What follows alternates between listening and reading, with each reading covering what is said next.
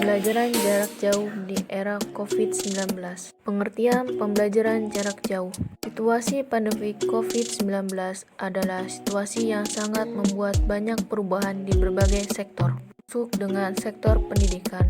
Dengan adanya kondisi seperti ini, kebijakan yang diambil untuk mencegah dan memutuskan mata rantai penyebaran virus COVID-19 yang semakin masif, di mana instansi pendidikan formal, non-formal tidak bisa mengadakan pembelajaran secara tatap muka, mencegah penularan kepada anak-anak peserta didik, yang mana anak-anak ini menjadi sangat rawan karena imunitas anak-anak masih belum bisa sekuat orang dewasa.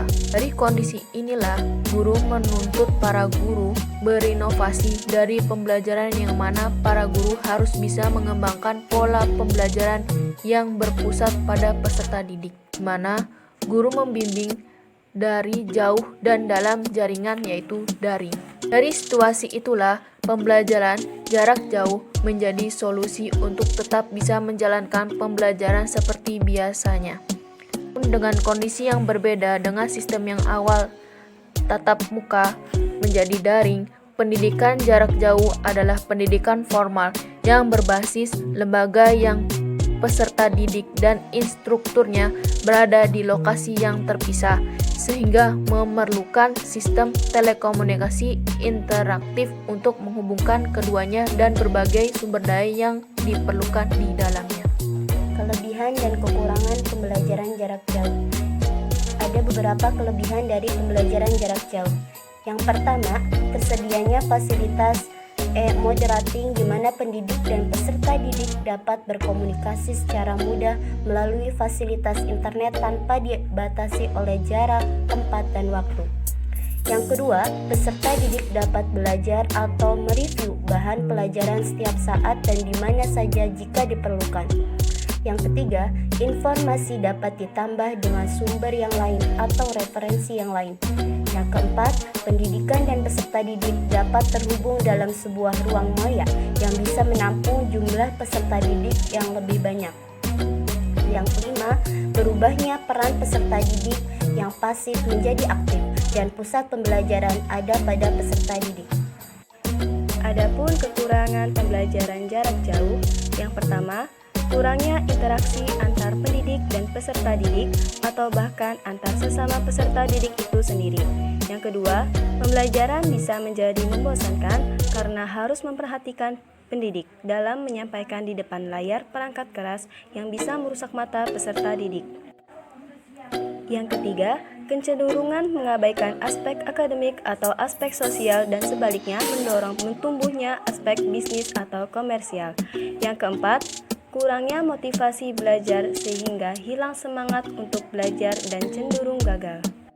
Yang kelima, nilai karakter yang harus dimiliki dan ditanam serta diarahkan sedikit sulit diterapkan karena sulit untuk memberi contoh yang konkret. Dan yang keenam, pembiayaan kuota untuk menjalankan pembelajaran daring sangatlah membebani. Adapun aplikasi penunjang pembelajaran jarak jauh, pertama ada Google Classroom yang sangat menjadi laris karena memang Google Classroom menjadi sebuah aplikasi penunjang pembelajaran yang sangat baik.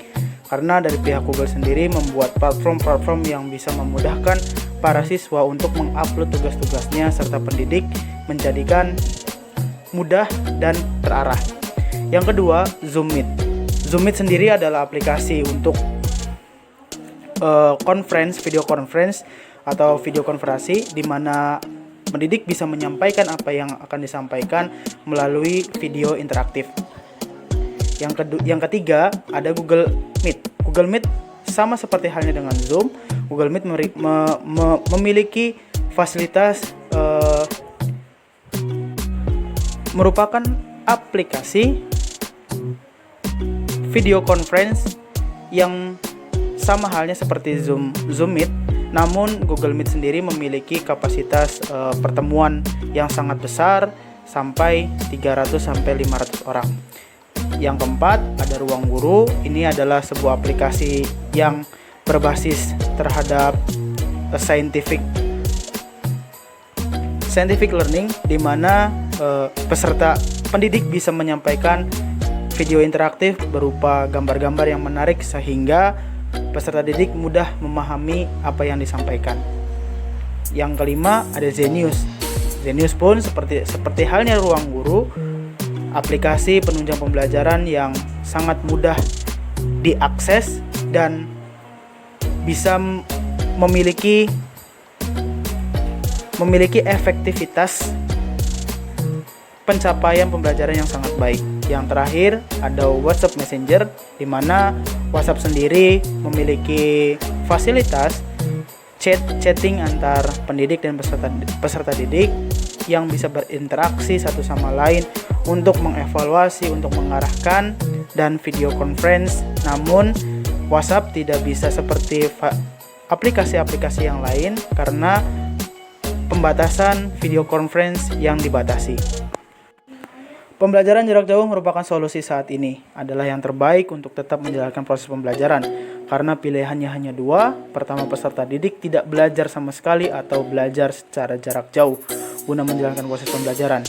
Pendidikan saat ini menjadi tugas bersama di mana peserta didik dipantau langsung oleh orang tua.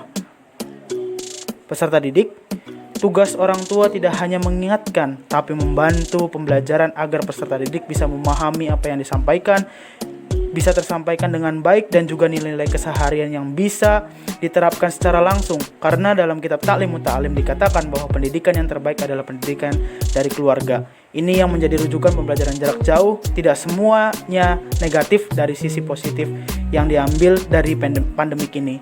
Semoga pandemi ini bisa berakhir dan semua sektor kembali seperti semula. Bimbingan belajar daring di masa pandemi COVID-19. Dampingan atau mentorship, sebuah aktivitas bimbingan dari seseorang yang sudah sangat menguasai hal-hal tertentu dan membagikan ilmunya kepada orang yang membutuhkannya. Pembelajaran daring, pembelajaran yang menggunakan alat elektronik yang menggunakan jasa bantuan perangkat elektronik dan jasa internet, misalnya berupa media audio, video, atau perangkat komputer, HP, dan lainnya, melalui fitur-fitur yang digunakan seperti media sosial, e-learning, dan Google Classroom. Model pembelajaran daring. Terdapat dua model pembelajaran daring. Yang pertama yaitu pembelajaran daring melibatkan pengampu dan peserta secara penuh. Peserta melakukan pembelajaran daring dengan mengakses dan mempelajari seluruh bahan ajar, mengerjakan lembar kerja, dan berdiskusi dengan guru. Selama proses pembelajaran, peserta difasilitasi secara daring penuh oleh pengampu. Pembelajaran daring model 2. Berbeda dengan model 1, pembelajaran daring model 2 melibatkan peserta, mentor, dan pengampu. Model ini dilakukan secara daring penuh dengan menggabungkan interaksi antara peserta, mentor, dan pengampu dengan model pembimbingan sebagai berikut. Yang pertama, interaksi pengampu dan mentor. Pengampu mendampingi mentor dan berinteraksi dengan mentor secara daring. Yang kedua, interaksi mentor dan peserta. Mentor itu mendampingi, berdiskusi, dan berkoordinasi dengan peserta secara daring. Yang ketiga, interaksi pengampu dan peserta. Pengampu memfasilitasi dan berkomunikasi dengan peserta secara daring. Teknis pendampingan belajar daring. Untuk pra pembelajaran, yang pertama yang perlu disiapkan, orang tua harus memiliki nomor telepon guru dan bergabung ke dalam grup komunikasi satuan pendidikan.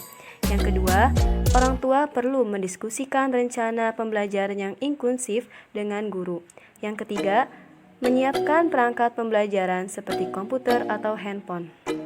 Saat pembelajaran, orang tua harus mendampingi dan memantau proses pembelajaran anak. Yang kedua, mendorong peserta didik aktif dalam proses pembelajaran. Yang ketiga, membantu anak secara teknis dalam mengoperasikan teknologi. Pasca pembelajaran, yang pertama yang perlu dilakukan oleh seorang guru atau orang tua yaitu memastikan peserta didik mengisi lembar aktivitas. Yang kedua, mengumpulkan dokumentasi aktivitas dan penugasan setiap hari. Dan yang ketiga, aktif berdiskusi dengan guru terkait tantangan dan kendala saat proses pembelajaran daring berlangsung. pembelajaran Al-Quran dan adab dalam berkomunikasi terhadap orang tua. Saya akan menjelaskan komunikasi, pengertian, dan tujuan. Pengertian. Komunikasi adalah suatu proses penyampaian pikiran dan perasaan melalui bahasa, baik verbal maupun non-verbal. Mendengar berbicara, gerak tubuh, dan ungkapan emosi. Komunikasi adalah pertukaran informasi antara pengirim dan penerima, dan kesimpulan persepsi maka antara individu-individu dari yang terlibat. Tujuan, mempengaruhi motivasi dan perilaku seseorang, mengungkapkan perasaan, penjelasan perilaku sendiri orang lain, pencapaian sebuah tujuan. Kemudian, faktor pada komunikan yang perlu diingat komunikator. Komunikan, orang-orang yang hidup, bekerja, beraktivitas dalam jaringan sosial. Komunikan, membaca, mendengarkan, dan menonton komunikasi yang menyajikan hubungan pribadi yang mendalam. Tanggapan yang diinginkan komunikator harus menguntungkan bagi komunikan. Materi selanjutnya yaitu hormat dan patuh kepada orang tua. Urgensi hormat dan patuh kepada orang tua. Yang pertama, menghormati orang tua sangat ditekankan dalam Islam. Di dalam Al-Quran banyak ayat yang menyerukan untuk beribadah kepada Allah Subhanahu wa Ta'ala semata dan tidak menyekutukannya, dan juga menegaskan kepada umat Islam untuk menghormati kedua orang tuanya. Agama Islam mengajarkan dan mewajibkan kita sebagai anak untuk berbakti dan taat kepada ibu bapa. Orang yang berbakti kepada orang tua, doanya akan lebih mudah dikabulkan oleh Allah Subhanahu wa Ta'ala. Adapun dalil untuk menghormati orang tua yaitu A'udzu billahi minasyaitonir rajim. Bismillahirrahmanirrahim. Wa qadha rabbuka alla ta'budu illa iyyahu wa bil walidayni ihsana. Imma yablughanna 'indakal kibara ahaduhuma aw kilahuma fala taqul lahuma uffin wala tanharhuma wa qul lahuma qawlan karima. Yang mana artinya, dan Tuhanmu telah memerintahkan supaya kamu jangan menyembah selain Dia, dan hendaklah kamu berbuat baik kepada ibu bapakmu. Jika salah seorang di antara keduanya atau kedua-duanya berusia lanjut dalam pemeliharaanmu, maka sekali-kali janganlah engkau mengatakan kepada keduanya perkataan A, dan janganlah engkau membentak keduanya, dan ucapkanlah kepada keduanya perkataan yang baik. Adapun hadis menghormati orang tua, dalam hadis riwayat Al-Baihaqi, yang mana dijelaskan dari Abdullah bin Amr, beliau berkata, Rasulullah Shallallahu Alaihi Wasallam bersabda, ridho Allah pada ridho adalah pada ridho orang tua, dan murka Allah pada murka orang tua. Kemudian selanjutnya yaitu birrul walidain. Birrul walidain merupakan kebaikan-kebaikan yang dipersembahkan oleh seorang anak kepada kedua orang tuanya. Begitupun uqud walidain, yaitu bermaksud durhaka terhadap mereka dan tidak berbuat baik kepadanya. Adapun Imam An-Nawawi menjelaskan, arti birrul walidain adalah berbuat baik terhadap kedua orang tua, bersikap baik pada keduanya, melakukan berbagai hal yang dapat membuat mereka bergembira, serta berbuat baik kepada teman-teman mereka. Keutamaan dari birrul walidain yaitu amal yang paling dicintai di sisi Allah Subhanahu wa Ta'ala selepas sholat, kemudian doanya pun diijabah, dan bukan berarti membalas budi karena jasa mereka tidak mungkin terbalas. Kemudian taat kepada orang tua adalah salah satu penyebab masuk surga. Cara berbakti kepada orang tua yang pertama yaitu dengan melaksanakan nasihat dan perintah yang baik dari keduanya, kemudian merawat dengan penuh keikhlasan dan kesabaran, apalagi jika keduanya sudah tua. Kemudian merendahkan diri, kasih sayang, berkata halus dan sopan, serta mendoakan keduanya.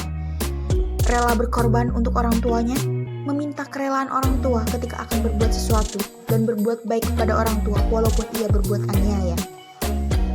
Cara berbakti kepada kedua orang tua yang telah meninggal dunia yaitu merawat jenazah dengan cara memandikan, mengafankan, menyolatkan, dan menguburkannya.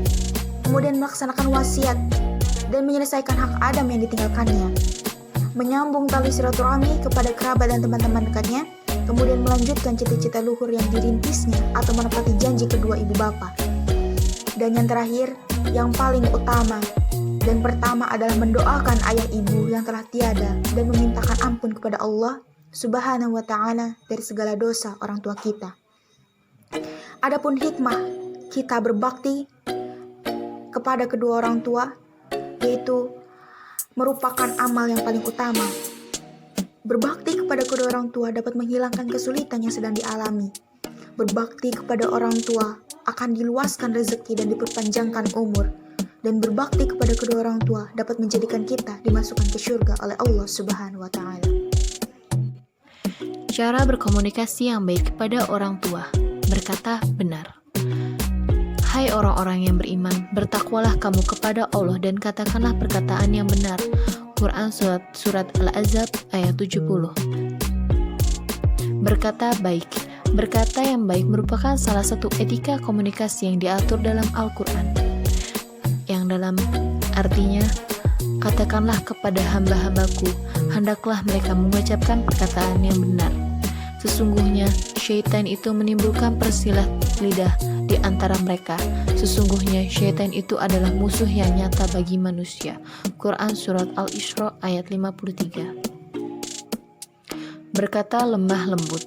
Komunikasi orang tua dan anak itu sangat penting bagi perkembangan kepribadian anak. Orang tua bertanggung jawab memenuhi kebutuhan anak guna mengembangkan keseluruh eksistensi anak. Kebutuhan tersebut meliputi kebutuhan biologis maupun kebutuhan psikologis, seperti rasa aman, dikasih, dimengerti sebagai anak, sehingga anak dapat tumbuh dan berkembang ke arah harmonis. Dengan melakukan komunikasi, orang tua dapat mengetahui pandangan-pandangan dan kerangka berpikir anaknya, dan sebaliknya anak juga dapat mengetahui apa yang diinginkan oleh orang tua. Selanjutnya yaitu pembelajaran Al-Quran. Pembelajaran Al-Quran dan makhorijul huruf, di mana di sini memberikan pembelajaran makhorijul huruf hijaiyah dengan menggunakan media gambar. Karena media gambar ini lebih mudah untuk dilihat dan dipahami, sehingga tingkat keefektivitasannya itu lebih baik daripada yang lain. Kemudian, memberikan pembelajaran makhorijul huruf hijaiyah dengan menggunakan media tulis, karena materi dapat dibaca berulang-ulang sehingga akan membantu anak-anak dalam mengingat ataupun memahami materi yang telah dan sedang dipelajari. Di mana dalam media gambar maupun media tulis ini ada kekurangan dan kelebihannya masing-masing, seperti yang sudah saya jelaskan sebelumnya. Pembelajaran matematika. Yang pertama yaitu pengertian atau definisi matematika. Definisi matematika dalam bahasa Yunani berarti pengetahuan, pemikiran, dan pembelajaran. Matematika disebut juga dengan ilmu hisab, yaitu ilmu yang mempelajari hal-hal seperti besaran, struktur, ruang, dan perubahan. Pengertian matematika menurut para ahli. Menurut James dan James, 1976, matematika adalah pola pikir terorganisir, bukti logis. Matematika adalah bahasa yang menggunakan istilah yang didefinisikan dengan cermat, jelas, dan akurat representasi dari simbol dan tanda. Menurut Johnson dalam Resevendi 1972, matematika adalah unsur-unsur yang tidak didefinisikan, definisi aksioma, dan dalil-dalil di mana argumen setelah terbukti alih pada umumnya. Karena matematika ini sering disebut ilmu deduktif. Menurut Klein 1973, matematika adalah sebuah makalah penelitian tentang pola dan hubungan, jalan atau pola berpikir, suatu seni, bahasa, dan alat-alat. Selanjutnya yaitu tujuan pembelajaran matematika. Tujuan pembelajaran matematika secara umum adalah agar siswa mampu dan terampil menggunakan matematika. Selain itu, matematika juga dapat memberikan tekanan penataran nalar dalam penerapan matematika. Ada 6 manfaat dalam pembelajaran matematika. Yang pertama, dapat memecahkan suatu masalah. Kedua, dapat membantu dalam berdagang. Ketiga, dapat menjadi dasar pokok ilmu.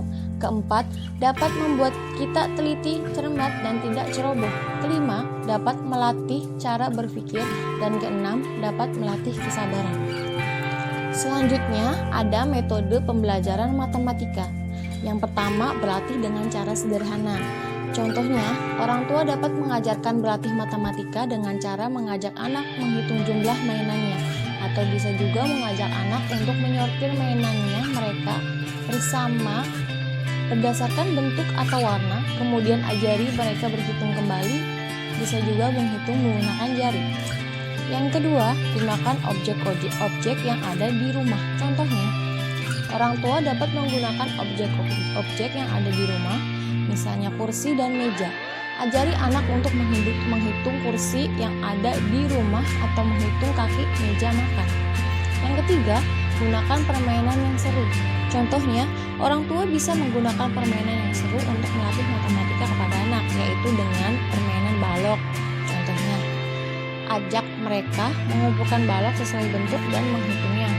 Yang keempat, belajar matematika melalui aktivitas memasak. Contohnya, orang tua mengajak anak untuk melakukan aktivitas memasak seperti membuat kue sederhana. Saat proses pembuatan adonan, mama bisa mengajari mereka bagaimana cara membagi adonan dalam beberapa bagian. Melalui aktivitas ini, anak dapat belajar matematika pecahan secara sederhana dan menyenangkan. Yang kelima, belajar dengan musik. Contohnya, orang tua dapat mendengarkan lagu-lagu dan melihat video-video edukatif yang berisi angka-angka. Mama bisa memasang lagu atau video edukatif tersebut dan ajak anak mengenal angka. Yang keenam, terus latih anak dengan pertanyaan, yaitu contohnya orang tua mengajukan pertanyaan-pertanyaan sederhana di setiap harinya. Misalnya, ketika berada di pusat perbelanjaan, mama dapat bertanya tentang jumlah barang yang harus dimasukkan ke dalam keranjang. Dan yang terakhir, ajari dan dampingi anak dengan sabar dan penuh kasih sayang. Bahasa Inggris. Bahasa ini adalah salah satu bahasa asing yang mungkin pada saat ini pada tingkatan SD ataupun sekolah dasar tidak diajarkan. Oleh karena itu, bahasa Inggris adalah pelajaran yang sangat penting karena di dunia pendidikan, bahasa Inggris mulai diajarkan atau dikenalkan pada saat sekolah menengah pertama ataupun SMP. Karena itu, kita sebagai orang tua ataupun sebagai pengajar sangat perlu untuk mengenalkan mereka tentang apa itu bahasa Inggris. Karena ketika kita tidak mengenalkan apa itu bahasa Inggris, maka yang akan terjadi adalah anak-anak yang ketika memasuki sekolah menengah pertama, mereka akan kaget dan mungkin tidak terbiasa oleh hal itu. Karena itu, bahasa Inggris sangat penting. Metode mengajar bahasa Inggris.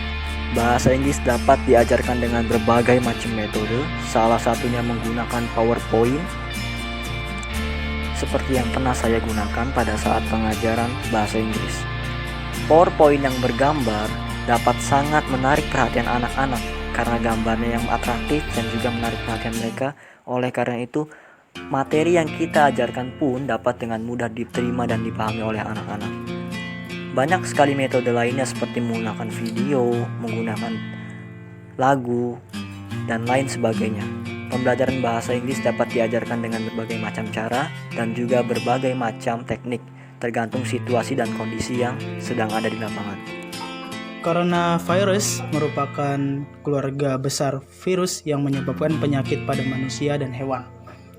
Pada manusia, biasanya menyebabkan penyakit infeksi saluran pernapasan, mulai dengan flu biasa hingga penyakit yang serius seperti Middle East Respiratory Syndrome atau MERS, dan sindrom pernafasan akut berat Severe Acute Respiratory Syndrome atau SARS. Coronavirus jenis baru yang ditemukan pada manusia sejak kejadian luar biasa muncul di Wuhan, China pada Desember 2019.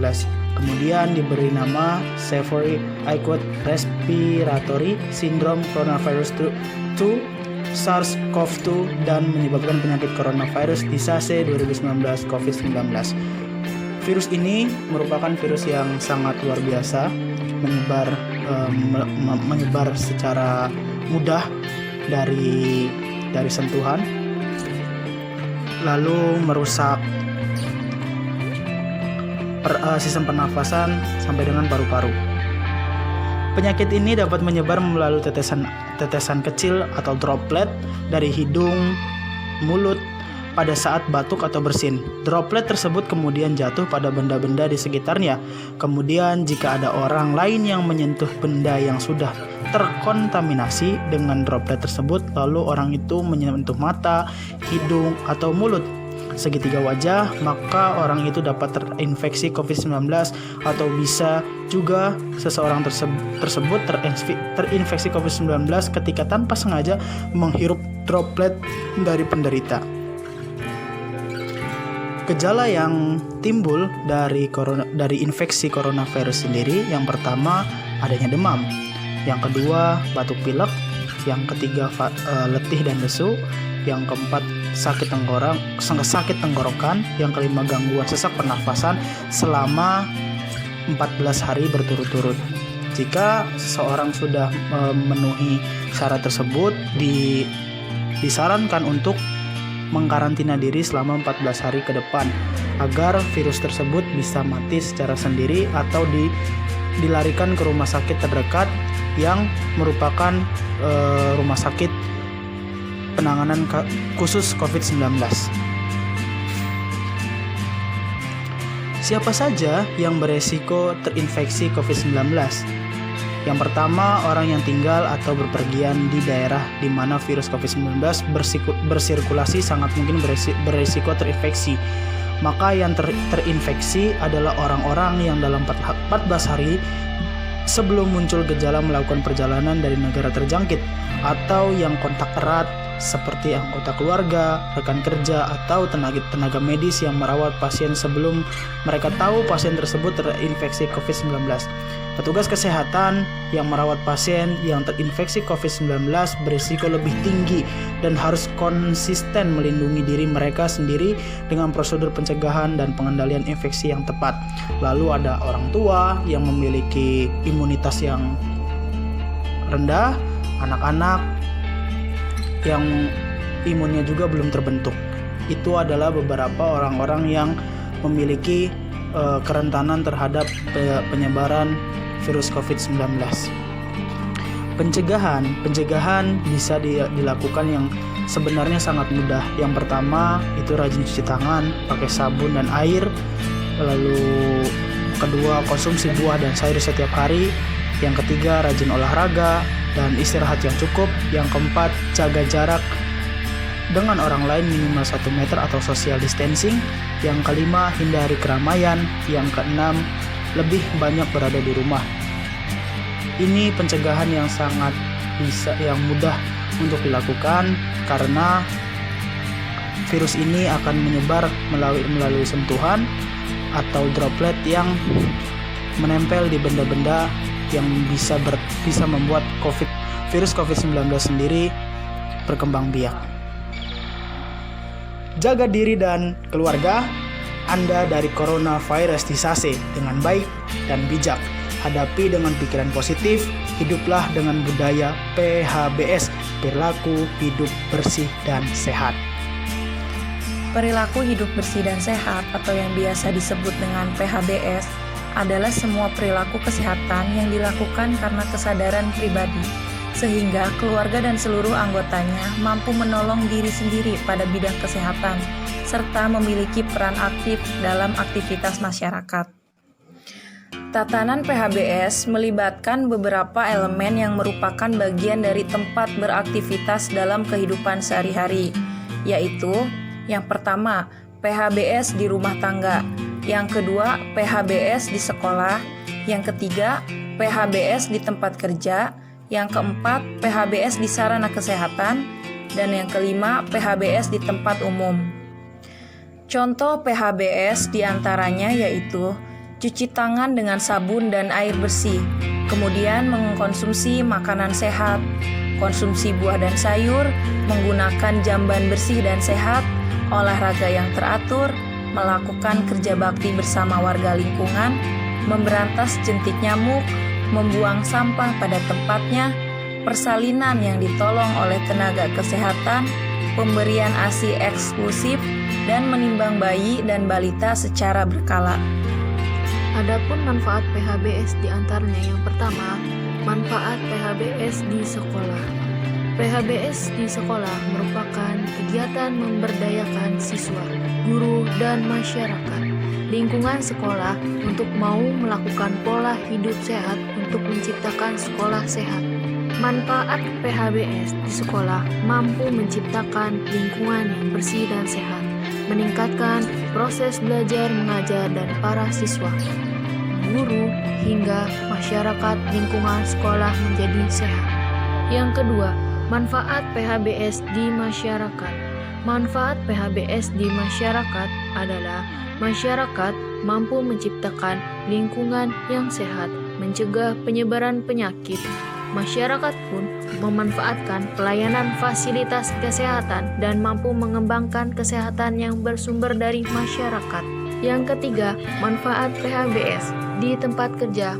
PHBS di tempat kerja adalah kegiatan untuk memberdayakan para pekerja agar tahu dan mau untuk melakukan perilaku hidup bersih dan sehat dan berperan dalam menciptakan tempat kerja yang sehat. Manfaat PHBS di tempat kerja yaitu para pekerja mampu meningkatkan kesehatannya dan tidak mudah sakit, meningkatkan produktivitas kerja dan meningkatkan citra tempat kerja yang positif. Dan yang terakhir, manfaat PHBS di rumah tangga. Menerapkan PHBS di rumah tangga tentu akan menciptakan keluarga sehat dan mampu meminimalisir masalah kesehatan. Manfaat PHBS di rumah tangga antara lain, setiap anggota keluarga mampu meningkatkan kesejahteraan dan tidak mudah terkena penyakit. Rumah tangga sehat mampu meningkatkan produktivitas anggota rumah tangga. Dan manfaat PHBS rumah tangga selanjutnya adalah anggota keluarga terbiasa untuk menerapkan pola hidup sehat dan anak dapat tumbuh sehat dan tercukup gizi. Tangan kotor adalah sumber penyakit. Yuk cuci tangan pakai sabun. Tangan melakukan banyak hal seperti memegang hewan peliharaan, membersihkan kotoran, menyiapkan makanan, memberikan makan anak, menyusui bayi, dan lain-lain. Jika tidak dicuci, maka dapat memindahkan kuman penyakit. Kulit tangan kita selalu lembab karena secara alami mengandung lemak.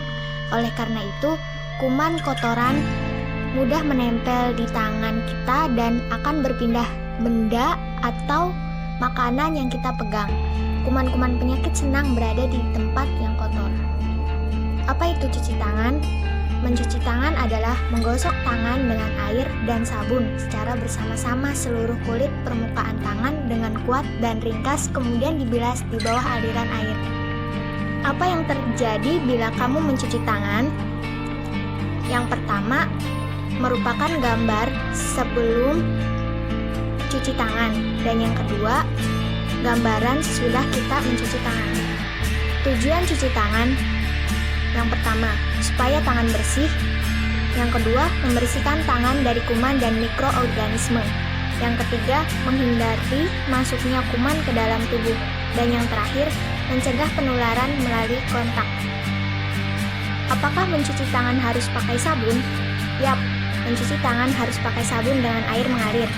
Karena dengan memakai sabun dapat membersihkan tangan dari kotoran yang mengandung kuman penyakit. Mencuci tangan pakai sabun dengan air mengalir dapat mencegah penyakit diare, mencegah infeksi saluran pernapasan atas atau ISPA hingga lebih dari 50%, menurunkan 50% insiden avian influenza, hepatitis A, kecacingan, penyakit kulit dan mata. Dan yang terakhir, cuci tangan merupakan garda terdepan untuk mencegah penularan COVID-19. Langkah cuci tangan pakai sabun. Yang pertama, basahi tangan, gosok sabun pada telapak tangan, kemudian usap dan gosok kedua telapak tangan secara lembut dengan arah memutar. Yang kedua, usap dan gosok juga kedua punggung tangan secara bergantian. Yang ketiga, gosok sela-sela jari tangan hingga bersih. Yang keempat, bersihkan ujung jari secara bergantian dengan posisi saling mengunci. Yang kelima, gosok dan putar kedua ibu jari secara bergantian. Yang keenam, letakkan ujung jari ke telapak tangan kemudian gosok perlahan, bilas dengan air bersih dan keringkan. Kapan sih harus cuci tangan dengan sabun? Yang pertama, sebelum makan, sebelum dan sesudah masak, setelah jabat tangan, setelah beraktivitas di luar rumah, setelah menyentuh sampah atau membuang sampah, saat kita sakit, sebelum menyentuh atau menggendong bayi, setelah berinteraksi dengan binatang, setelah memegang uang, sesudah bersin atau batuk atau buang ingus, sebelum pasang dan lepas softLens, sebelum dan sesudah merawat orang sakit, sebelum dan sesudah merawat luka, setelah dari toilet, dan yang terakhir setelah ganti popok atau menceboki anak. Ingat ya, gunakan sabun dan air mengalir saat cuci tangan selama 20 detik. Kreativitas adalah kemampuan untuk menyajikan gagasan atau ide baru. Karakteristik kreativitas terbagi menjadi 3. Pertama, memiliki dorongan dan keterlibatan yang tinggi. Kedua, memiliki rasa ingin tahu yang besar, memiliki ketekunan yang tinggi. Dan ketiga, memiliki ketekunan yang tinggi dan percaya diri. Dalam kehidupan ini, kreativitas sangat penting, karena kreativitas merupakan suatu kemampuan yang sangat berarti dalam proses kehidupan manusia. Dengan kreativitas tinggi yang dimiliki seseorang, maka seseorang tersebut akan mempunyai pengembangan diri secara optimal. Mereka dapat mempergunakan ide-idenya untuk menciptakan kreasi baru demi kelangsungan hidup. Mengapa kreativitas penting? Suatu produk yang biasa hanya menghasilkan nilai yang biasa. Dengan kreativitas, produk biasa tersebut dapat menjadi kemungkinan baru yang bernilai ekonomi lebih dari memberi hidup yang lebih baik. Tahapan kreativitas pertama, kreativitas yaitu ide pemikiran yang unik dan inovatif. Kedua, sesuatu yang biasa, produk yang dijadikan objek karya kreativitas.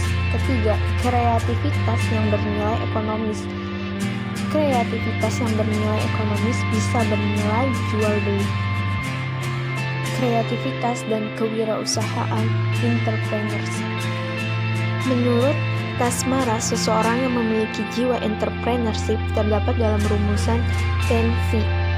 Menurut Alma 2009 halaman 18 sebagai berikut. Pertama, komitmen. Kedua, confidence. Ketiga, komparatif. Keempat, care. Kelima, kreatif. Keenam, challenge. Ketujuh, calculation. Kedelapan, communication. Kesembilan, competitiveness. Ke-10, chance. Berdasarkan ciri-ciri tersebut, maka karakteristik seorang entrepreneur ialah kreativitas. Sehingga dapat disimpulkan bahwa entrepreneurship adalah jiwa-jiwa usaha yang ditanamkan sejak dini, agar kelak mampu menjadi seorang pribadi atau pengusaha yang sejati dan tangguh. Jiwa-jiwa entrepreneur tersebut antara lain berani, mampu memecahkan masalah, kreatif, empati, mampu berkomunikasi serta mampu membawa diri di berbagai lingkungan. Skampeter menegaskan pentingnya entrepreneur sebagai kendaraan utama untuk menggerakkan perekonomian agar dapat melaju dari keseimbangan statis melalui berbagai inovasi dan mengarahkan proses kreativitas yang bersifat disruptif, menguji struktur yang ada dan mengubah keseimbangan ekonomi. Siapapun yang menjalankan fungsi tersebut adalah seorang entrepreneur, tanpa membedakan apakah orang tersebut independen atau orang tersebut bekerja pada suatu perusahaan. Yang dimaksud dengan kreativitas terhadap bisnis adalah menghadirkan suatu gagasan baru.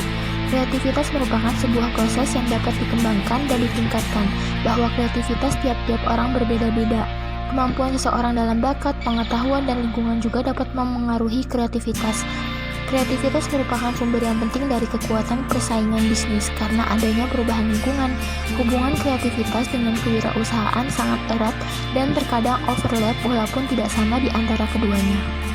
Sasaran target kreativitas dan entrepreneurship anak. Mengenalkan konsep entrepreneurship pada anak usia dini bukan bertujuan untuk mempekerjakan anak, tetapi menanamkan nilai kewirausahaan yang di dalamnya juga terkandung nilai-nilai karakter baik untuk kehidupan anak. Hal tersebut sesuai dengan pendapat Wibowo bahwa pendidikan kewirausahaan seharusnya memang dilakukan sejak dini, diajarkan di jenjang awal pendidikan, yaitu taman kanak-kanak dan sekolah dasar. Tentunya materi yang disampaikan disesuaikan dengan jenjang pendidikan dan usia siswa. Anak yang berjiwa entrepreneur akan memiliki beberapa karakteristik di bawah ini, yaitu kepercayaan diri, confidence, rasa menghargai diri sendiri, self-esteem, punya nilai-nilai luhur, life value dalam hidup mandiri, kreatif, hemat, efisien, tepat waktu, tak mudah patah semangat, menjaga hubungan dengan orang lain, kooperatif dengan teman, mengekspresikan ide dalam kelompok, dan memahami perasaan orang lain. Berikut produk kreativitas yang kami buat selama KKNDR di Kelurahan Tuk Nudal. Yang pertama, tempat pensil. Sebagai bukti kami lampirkan foto bersama anak-anak di rumah Bapak Sodikin RT 04 RW 04. Yang kedua, gambar ikan dekorasi ruangan anak.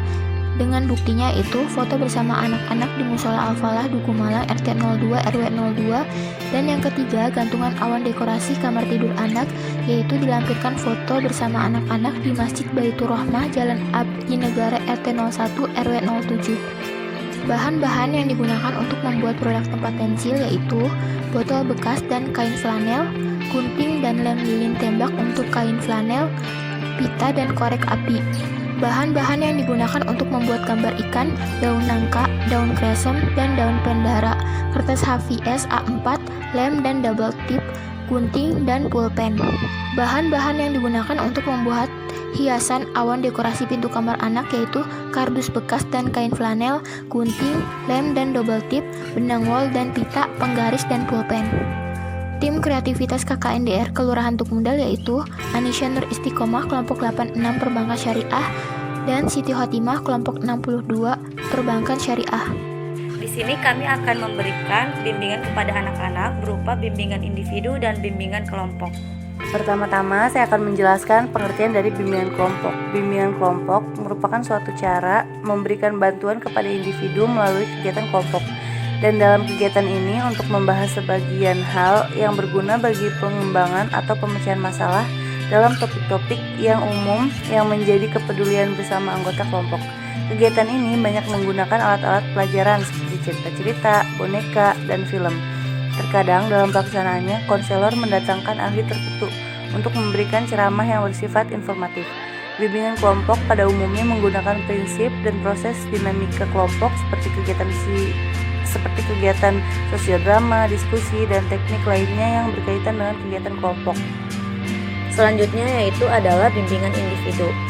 Bimbingan individu atau bimbingan pribadi menurut Ketut 1993 halaman 11 adalah bimbingan pribadi merupakan usaha bimbingan dalam menghadapi dan memecahkan masalah pribadi seperti penyelesaian diri, menghadapi konflik dan pergaulan. Nah, bimbingan ini dapat diberikan baik untuk menghindari kesulitan-kesulitan maupun untuk mengatasi persoalan-persoalan yang dihadapi oleh individu di dalam kehidupannya. Dan bimbingan ini dimaksudkan untuk supaya individu itu dapat mencapai kesejahteraan hidup. Yang selanjutnya akan menjelaskan tentang tujuan bimbingan itu sendiri. Ya, tujuan bimbingannya itu terdiri dari umum dan khusus. Yang umumnya bertujuan untuk mengembangkan pribadi masing-masing anggota kelompok melalui berbagai suasana yang muncul dalam kegiatan ini, baik suasana yang menyenangkan maupun menyedihkan. Kemudian, tujuan yang khususnya yaitu individu bersikap terbuka, mampu berbicara di depan banyak orang, melatih individu agar dapat mengambil sikap bertanggung jawab, mengambil keputusan, dan mampu mengembangkan perasaan, pikiran, serta memunculkan tingkah laku baru yang lebih efektif sebagai fungsi pencegahan agar siswa tidak mengalami permasalahan yang menjadi topik dalam bahasan bimbingan kelompok. Selanjutnya, saya akan menjelaskan tentang kegiatan bimbingan kelompok. Proses yang dilakukan dalam pelaksanaan bimbingan kelompok pada anak-anak mengenai adab terhadap orang tua, tidak memilih dan mengejek teman, dan arti bersyukur yang dilakukan di dalam ruangan yang dilakukan secara serentak kepada anak-anak di Kelurahan Tuk Nudal. Kegiatan ini diawali dengan pengenalan antara pembimbing dengan anak-anak, lalu melakukan tes fokus agar menstimulus daya fokus pada anak-anak yang bertujuan agar materi bimbingan yang diberikan mudah diterima dan diserap oleh anak-anak. Lalu dilanjut dengan pemutaran film animasi pendek tentang adab terhadap orang tua. Lalu pembimbing meminta anak-anak menyimpulkan isi dan maksud dari film tersebut dan mengajak anak-anak untuk menerapkan adab terhadap orang tua yang baik dalam kehidupannya sehari-hari. Selanjutnya adalah materi yang terakhir. Di sini adalah berisi materi dalam bimbingan. Yang pertama itu melihat tayangan film tentang orang tua. Di dalam film ini terlihat bahwa seorang anak sering meminta bantuan kepada orang tuanya tanpa meminta tolong dan tanpa mengetahui bahwa orang tuanya itu sedang capek, sedang sibuk, dan alhasil ketika orang tuanya menuruti semua perintah anaknya, mengurusi seluruh kegiatan rumah tangganya, alhasil orang tuanya tersebut sakit dan anak perempuan dan seorang kakaknya itu terlihat menyesal sekali. Yang kedua itu melihat tayangan film tentang tidak mengejek teman. Dari video ini kita mengajarkan kepada anak-anak agar tidak bersikap baik kepada teman sebaya dan tidak berkata kasar kepada teman. Dengan kita tidak mengejek teman, kita dapat merasa lebih bersyukur dan menghargai sesama. Dan karena kita tidak mengejek teman, dari situ kita dapat mendapatkan lebih banyak teman, dapat melakukan sosialisasi dengan baik, dan hidup lebih rukun. Nah, selanjutnya adalah renungan yang akan dijelaskan oleh teman saya. Nah, di dalam renungan ini diiringi dengan nada dengan instrumen yang sangat sedih, dengan konsep anak-anak tutup mata, dan kami